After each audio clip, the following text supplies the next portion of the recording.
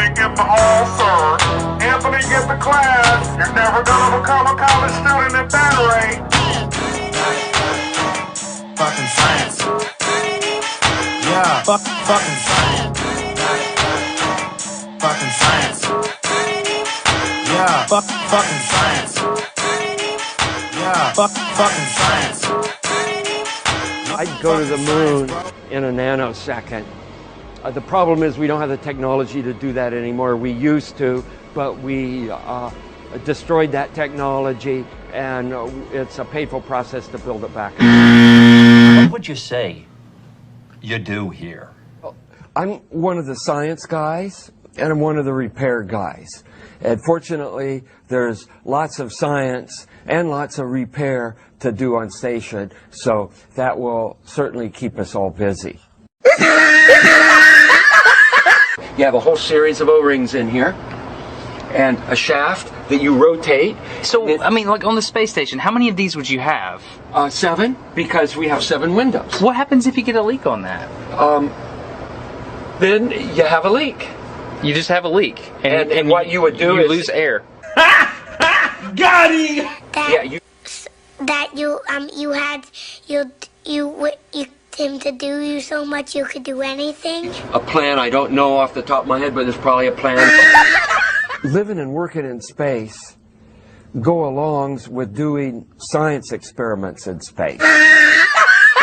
Once the crew are on board, if it looks as if they're in danger, head down this tube, specially insulated against fire, and zigzagging down not to some point out and away from the rocket, but to an escape room exactly where you'd think it shouldn't be.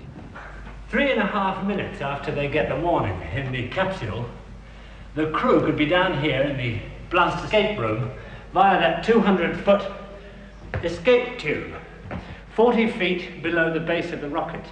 It's called real good engineering. In 1986, the shuttle Challenger exploded about 74 seconds after takeoff, killing all 7 astronauts inside. It turns out that 6 of the 7 are still alive and kicking today. Ellison Onizuka claims to be his identical twin brother, Claude. Yeah, I've got an identical twin brother, Claude, too. The Challenger pilot, Mickey Smith, hasn't even bothered changing his name. He's now Professor Michael J. Smith of University of Wisconsin. Krista McAuliffe was a bit of a sneaky one. She was the Challenger payload specialist, quite famous for being a teacher. It turns out during her astronaut days she was using her middle name, Krista, and now she goes by her first name, Sharon, and she's a Syracuse law professor. Francis Richard Scobie is now Dick Scobie, which sounds like a rather unpleasant disease, CEO of Cows in Trees Limited. Judith Resnick, the Challenger mission specialist, again hasn't even bothered changing her name. She's a professor at Yale Law. And finally, Ronald McNair, another Challenger mission specialist, claims to be his identical twin brother, Carl McNair. What are the odds?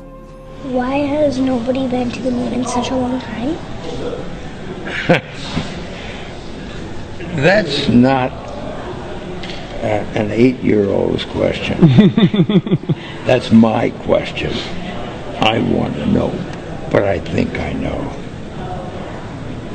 Because we didn't go there, and that's the way it happened. And if it didn't happen, it's nice to know why it didn't happen, so in the future, if we want to keep doing something, we need to know why something stopped in the past that we wanted to keep it going.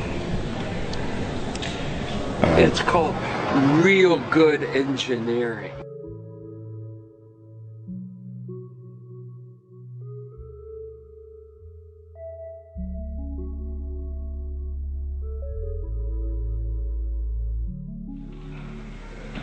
What mankind sees in the exploration of space is his first chance at immortality since he invented religion.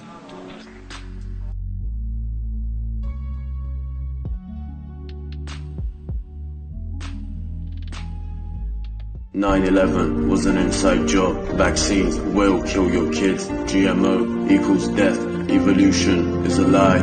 Big Bang is a big hoax. Psychedelics show you truth. Governments are evil. Bush, Trump, Clinton, all the same. Elections are rigged. False flags are real. If you have cancer, someone is murdering you. Cannabis kills cancer. You can see unconditional love in a dog's eyes." but not in the humans. We are all one. Satan runs the world. The truth does hurt. The moon has its own light. CERN is evil. You are a slave. 90% of us are asleep.